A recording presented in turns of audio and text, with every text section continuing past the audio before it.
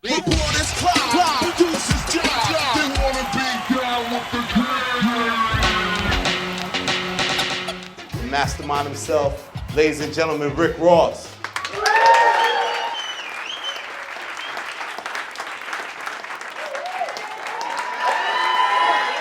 Can I get a rose?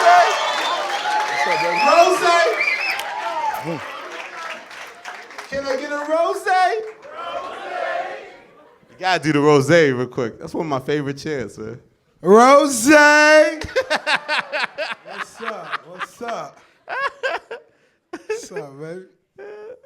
Rose, man, thank you, brother. How you feeling, man? Man, I feel good, man. I feel good right now, you know? This is your 6th studio album. Congratulations, brother. 6 studio albums. Thank you, man. No longevity in this game is hard, man. It was a long road for you to get here. Now to really be in this game and have longevity. Why'd you side with this 6th studio album to call it Mastermind? Like, why that title, Mastermind? Why was that the best thing to represent you right now in this stage of your career? You know, because I felt that was the best way to represent it. You know, I just wanted to eclipse everything I did since coming in the game in 06 and kind of, do my best to, take the best of the best from everything and put it on one project. You know what I mean? So when you listening to this album, it's most definitely feeling 2014, 2015, but you still hear those Port of Miami foundations, you understand? So do you feel like this need to kind of please all your fans? Because, artists, their fans kind of struggle with, like, oh, I like that era Rose, or I like this type of thing. So that was all playing in your mind when you were piecing this project together? Yeah, I think that's what defines an artist, is how, is how good you can actually, bounce on these different records, you know what I mean, and what you could bring to the table, you know what I mean, as a full body of work. Yeah. I know this time, like, you involved Puffy at the end, and Puffy came in. I know you had said that you wanted to get more of, like, a 90s sound, a 90s feel to the project. Like, what do you think from that era is, like, why do people love that era so much, and what's kind of from that era that maybe is lacking in a lot of today's hip-hop? It was just, that was the era of the best classics, in the game, from, what Dr. Dre was doing on the West Coast to what Diddy was doing on the East and everything in between. So when I put this album together, it's like when I sat back and I listened to The Chronic and I listened to Doggy Style, I realized, every one of Snoop records had something in between the record. Not one record just, went from beat to beat.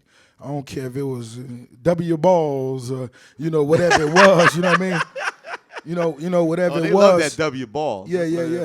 Whatever it was, it just added skits, that other side of entertainment and that other side of, energy to the project and help an artist paint that picture. So, that's what I wanted to do. So that's why you hear the little skits here and there that you hear. No, but you're such a student of the game. I mean, I think that's a lot of people don't know as much about that. You got to live out the rap fantasy. Like, you get to make a record with Puffy. Like, there was always a lot of controversy, like, would Puffy co-sign you? Like, are you trying to be the new Biggie? Are you trying to be that? And, like, you now get in 2014 a chance to really work with Puffy and create a masterpiece of your own. Like, that's got to be fulfilling as such a student of the hip-hop game, right? Most definitely. And, of course, I always felt B.I.G. was the greatest ever. And, I would never attempt to fill the big homie shoes. But we got to keep our legends alive, you dig? And, so when I touched on the Nobody record that we touched on, that's most definitely what I was thinking, just rest in peace to the greatest, and let me do my thing on it, and let's see what it feel like. But I remember talking to you way back, and you was get the MMG popping, and you was like, I got this record's amazing. And I was like, Rose, what's the record? That you wouldn't tell me. He was like, it's called Tupac Back. You know what I mean? Because, like, obviously, you're paying homage to these all-time greats, but there's like a side of the audience that no matter what just feels like that should be untouchable. Does that concern you at all? Do you feel like, or do you do it like to pay homage, but at the same time, do you also kind of enjoy that? It's gonna be provocative, or people are gonna really, You most definitely anticipate that. You do. And to me, that's one of the beautiful things of hip hop. Just the relationship fans could have with their favorite artists. And that's what make you, that's what make you as an artist, that's one of the things that make you happy being an artist. That's one of the most fulfilling things is when you develop those relationships, you know, with your fans, you know, and when you hear, you know, people speaking of the older legends, so on and so forth, you know, you just try to put yourself in that position. Yeah.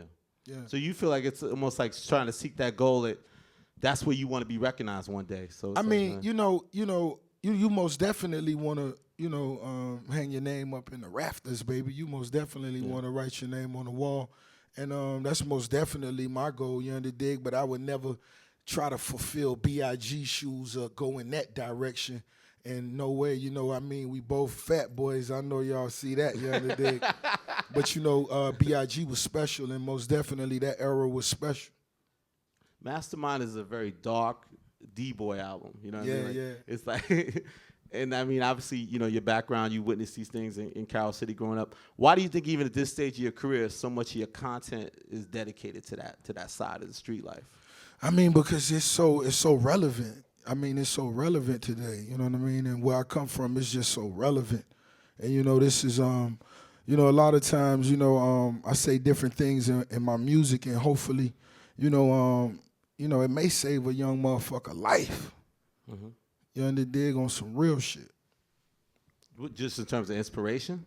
I mean, from inspiration to, just understanding the casualties of this. You know what I mean? It's a lot of highs and lows in this game, which is, very familiar in that street life. So that's what I bring to my music, the highs and the lows. You know what I mean? Yeah.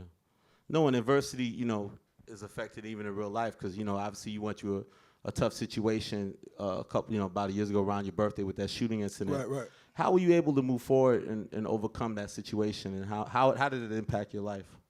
Well, it's most definitely unfortunate, but, coming from where I come from, man, which is nothing to glorify, that's the only way you can move forward is when you grew up around these conditions and you've seen these things happen before. And the only way you can, you decide to fold or stand up, either way. You know what I mean? And I'm going to keep doing what I'm doing. Yeah. But did I also, because you talked about the Nobody record a little bit, how much of that situation inspired to make that Nobody record? I mean, it most definitely made that record mean that much more to me. Yeah. I most definitely went back and sat back and, lit one up. And you got to light one up, man. And I just listened to it, not only in the way as Big being an artist, but, what if Big was telling us something? From that perspective as well. So, it made that record mean that much more to me. And then how did you get I heard the Puffy, the slick talk. You got, Puffy had real slick talk on the original. Yeah. Yeah. Jealousy's a weak motherfucker and all that type of shit. Yeah. And then on your version, Nobody, he has his own version of slick talk. And I heard that was from like a real conversation. Yeah, that was most definitely. That was a Puff Daddy schooling situation. Puff Daddy schooling? Yeah, he was schooling somebody on that situation. Yeah, so, when I... For your record or just in general? Nah, not for my record. That was some real shit, a real conversation. You motherfuckers don't it? Yeah. And, I actually got, the footage and the take from the little homie from Revolt. Okay. He was, the little homie was there. The little homie, run that tape. Yeah, and, he ran it by me, and when I heard it, I said, I need that. I went and let D-Rock, which is Big's right-hand man, I wanted to get his approval. He could have told me chill on it, kill it. He showed it a lot of love, and that's when I took it to Puff just to get mixed. And when he heard it, it was what it was, How did you get that shit? He was right? He was like, yeah. I told him it's natural though. It fit. It's perfect, big homie. Yeah. Another one of your big homies, man, Jay-Z, man. Is the Devil Is a Lie? Is it kind of like a sequel to Free Basin? You know what I mean, in a certain sense, because like, you guys explore. I think a lot of the themes I take from Mastermind also, and maybe it's because of the incident that happened. Like you touch on like God and references in different ways, and I think Devil's a Lie is a great example of that. Like, why do you think the content started moving more in that direction with a song like that? I think that is most definitely one of the reasons. Is because me seeing what I've seen it's even that much more realer. So you feel it in the music. You know what I mean? That's what's on my mind. So you most definitely feel it in the records.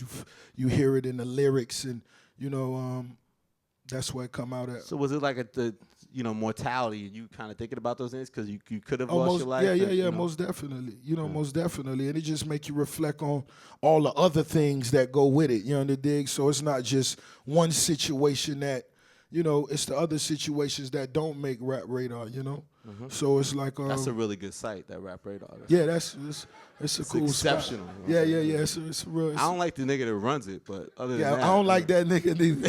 I don't like that nigga. But it's a dope site. If we just impeach that motherfucker. Yeah, we need to get rid of that motherfucker. Nah, but what do you think the message is when you saying "devil is a lie"? Like, because that might be a heavy content for a lot of people.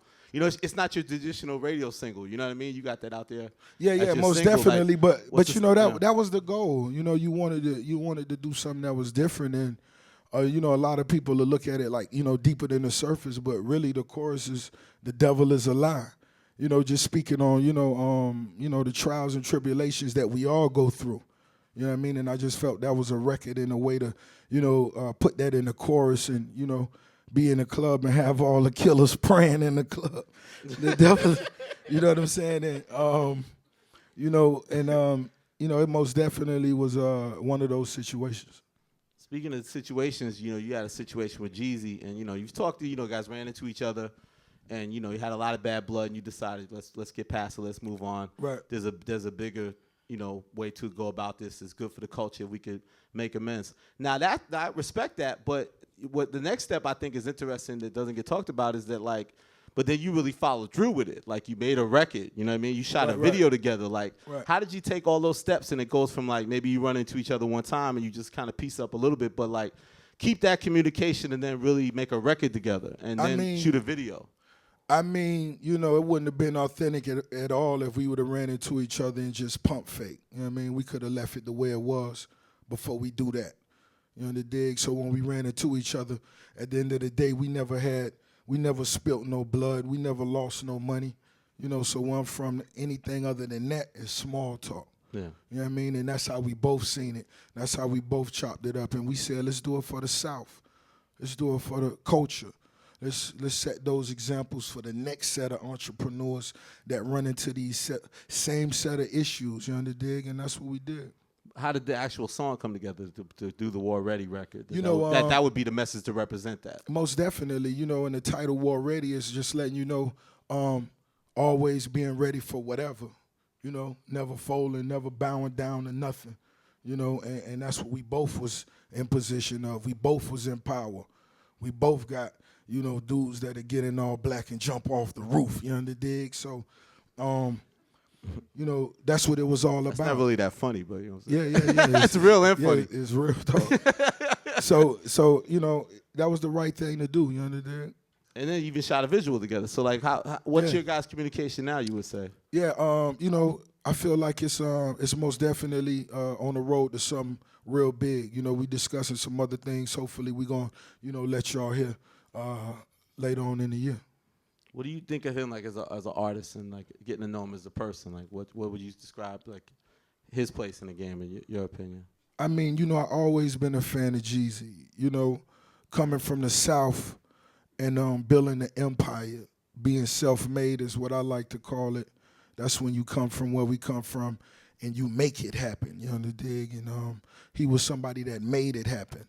So I commend, all artists and all dudes that create their ventures in that format. Yeah. Speaking of formats and lyrics and things you put together, you're a provocative writer and MC. You get a lot of respect for your lyrics. But lately, there's always been a little controversy now with some of your lyrics, like this Trayvon Martin line in Black and White. Some people misinterpret it. Just Trayvon Martin never missed my target. Talk a little bit about what you meant. I know you released a statement, but for those that don't know, what was your intention there? And then why do you think that certain lyrics are being interpreted in ways that maybe that's not where you wanted it to be interpreted? I think that come with the game. I think that come with the level I'm at now as an artist and me being a writer that's very graphic at times, and that's just the way I write music. But, on that record, Black and White, which is a more soulful record with a storytelling undertone to it, Trayvon Martin is, not only from Miami, but from Carib City, where I'm from. I feel like I'm Trayvon Martin. I feel like if you're a young black male and you're in the inner city, you Trayvon Martin. I feel like if you at the red light and somebody asks you to cut your music down, you could lose your life. You under dig, and these people go to trial and go home. So I was, just in that space where we all are Trayvon Martin.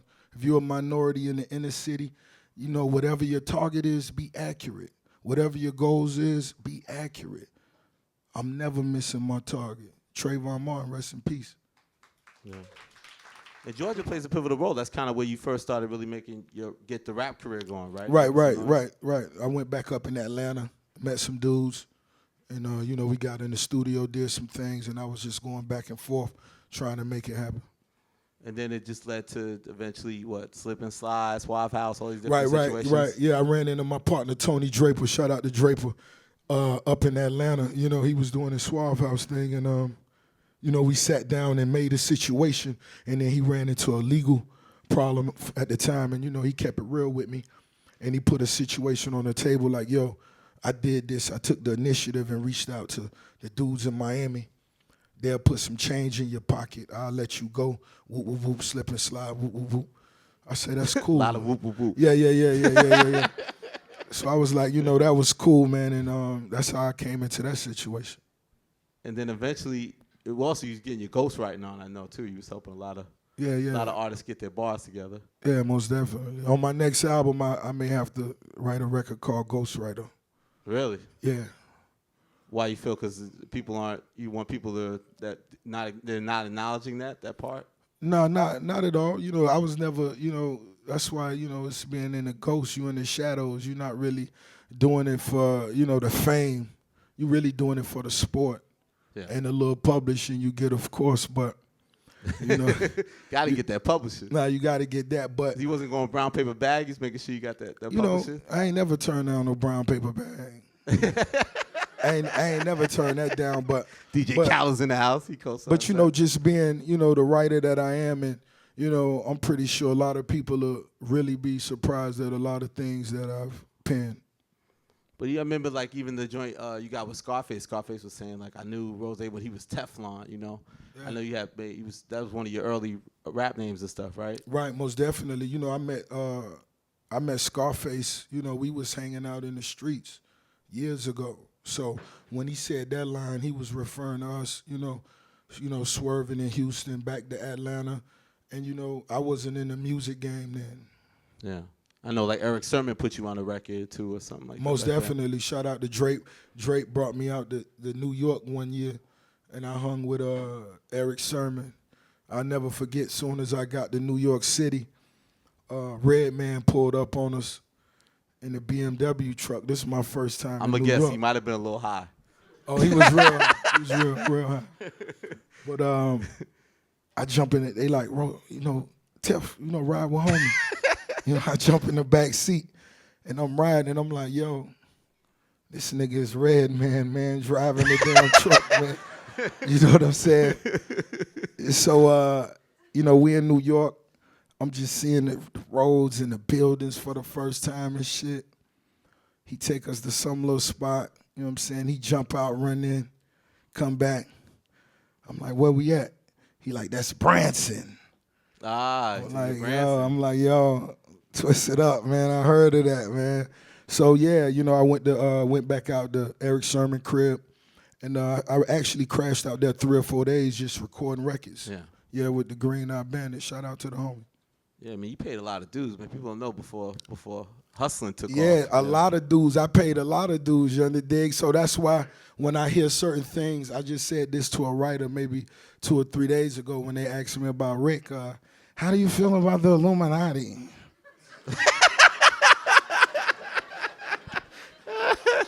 I say, yo, you mean the fucking, it's one side of me that's really fucking laughing, guys. Because, before I ever got on, only people names that was affiliated with shit like that was, rich motherfuckers, you dig? So when I hear motherfuckers say that to me, I be like, yo, I'm Illuminati material, baby, you dig? But, just on some real shit, as an artist and people approach you with that, you know, I think back to those 12 and 13 years that I was underground doing mixtapes and shit.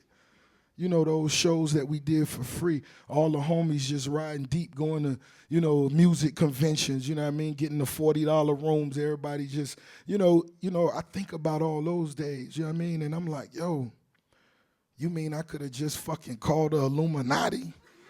On the hotline. Yeah, and they just pull up like Men in Black and zap you, nigga.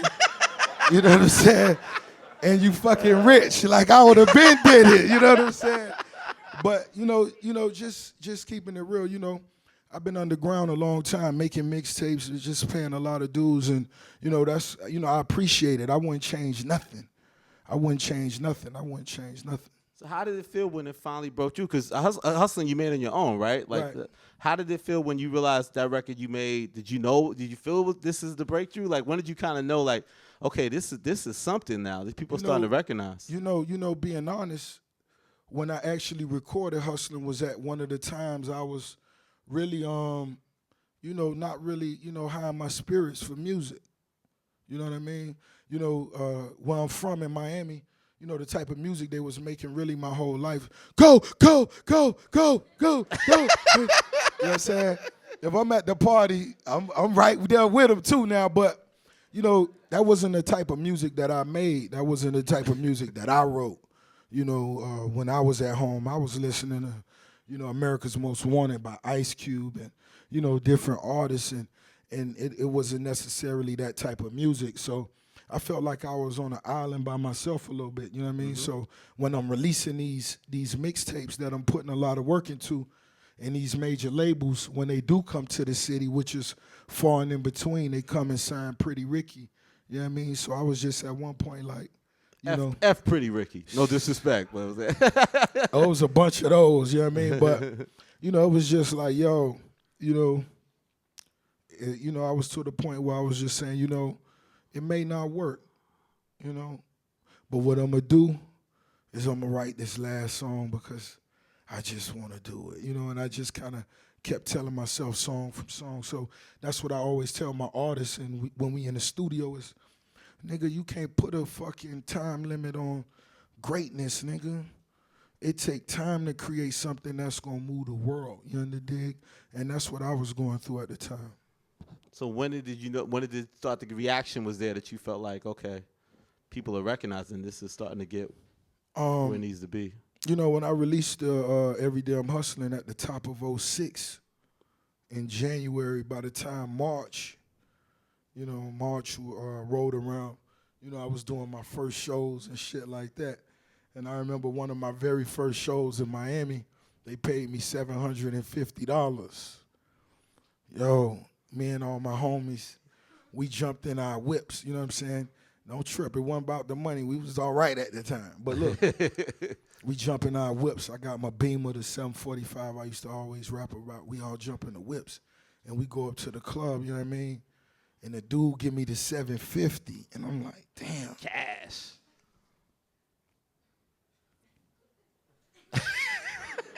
You know what I'm saying? I'm just like, it really touched me in a different way, you know, from me just making music. But for the first time, I earned something for my art. I created something from, you know, what came from within me. Damn. Oh, man, they done fucked up now. I should have never let you in. Oh, man, you know, and that was just really my attitude, my passion. You know, I never knew that I would come this far. You know, I never knew that I would reach 6 albums. But what I did know was I would do whatever it took, you know, to see 6 albums. So then Hustling hits, and then coming back, you get to go back to New York in a little thing called the bidding war, right? Right. We had a nice little bidding war going on. You know, all the major labels in the game was, you know, reaching out to me, you know, so on and so forth. But, you know, I wasn't really excited, you know what I mean? It was just the fact that I felt I was overlooked for so long that, you know, I had went and seen, you know, 3 or 4 dudes, and, you know, I just kind of sat there like, you know what I mean? You know, and they throwing 7 figures in my face, and I'm just saying in my mind, take it, fat boy, take it, you know what I mean? Take it, fat boy. But then it's that other side of me. It's like I got two sides of me, man. And it's the other side of me, like, yo, it's the principle, yo. They overlooked you the last 2-3 years, so let's just keep looking, you know. And that's what we did. And finally, I came up and sat with Jay-Z, L.A. Reid, Def Jam. Here we are. So why did Def Jam seem like the right decision? Was that also because you're a student, you kind of respecting their history?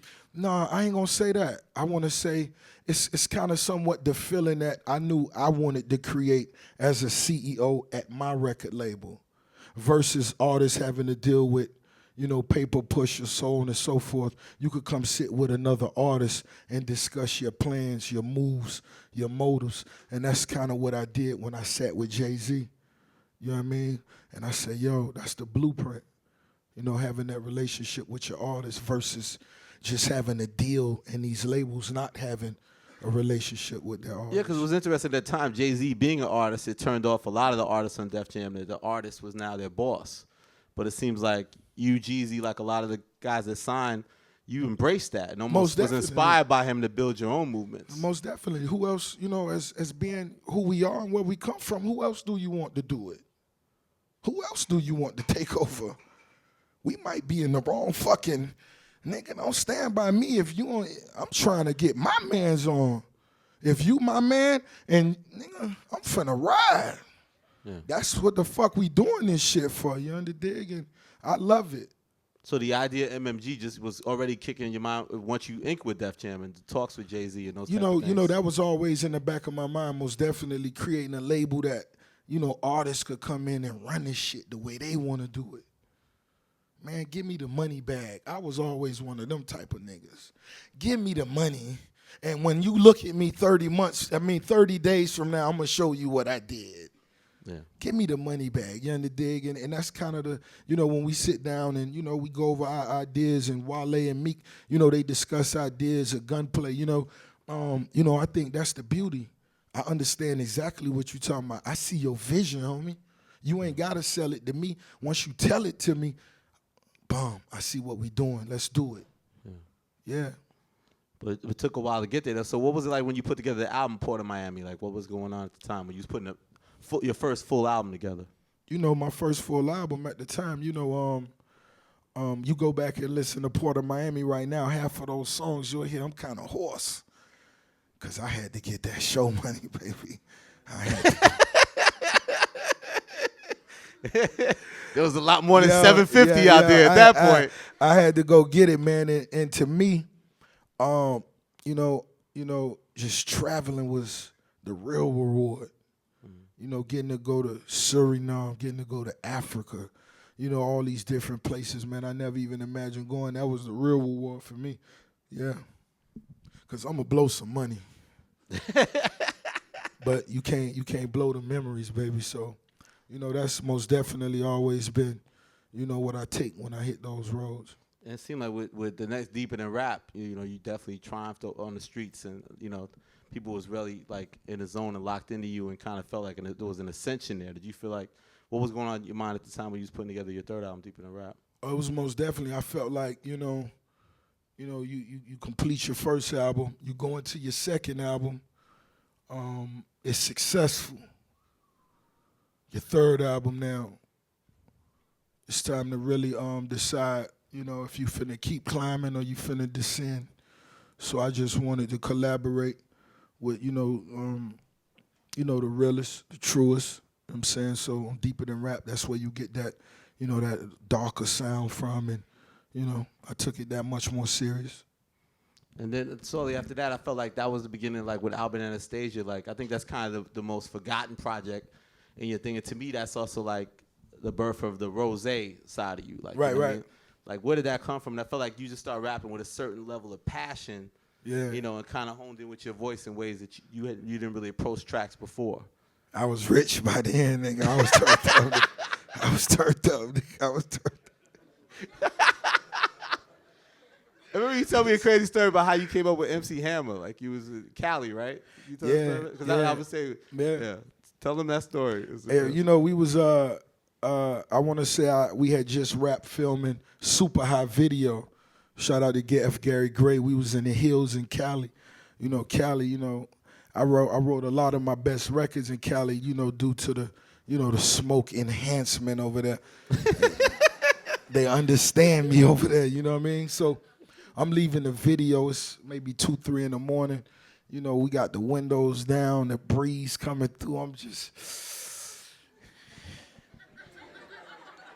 and you know, I'm just thinking about, you know, I'm like, wow, these mansions, MC Hammer was, and then it just, you know, it just came over me, man. And, you know, I wrote the chorus. You know, Spiff was right there. iPhone 5. It was probably a 3 back then. Yeah, it might have been a 2. 2. Yeah, so, you know, that was the chorus that I wrote coming out the hills. And, you know, by the time before we got to the hotel, the other chorus I wrote was 9-piece. Oh, I didn't know that part. See, you 9 told me piece, something I didn't know that straight part. 8 balls.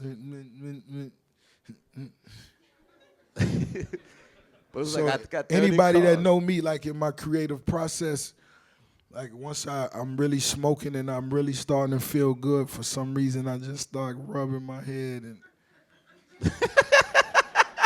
I don't know what it do though. That's where the magic is. I don't know what it do, man. I just, you French I them got 30 always. cars and you rubbing your head. Shit. 30 cars. You know, and it was just that vibe. And, you know, when I say a lot of different things, it's either what I've seen, what I've heard, or what I've thought about. You know, and that was most definitely one of those situations. And we looked up, you know, we got those 40 cars for her.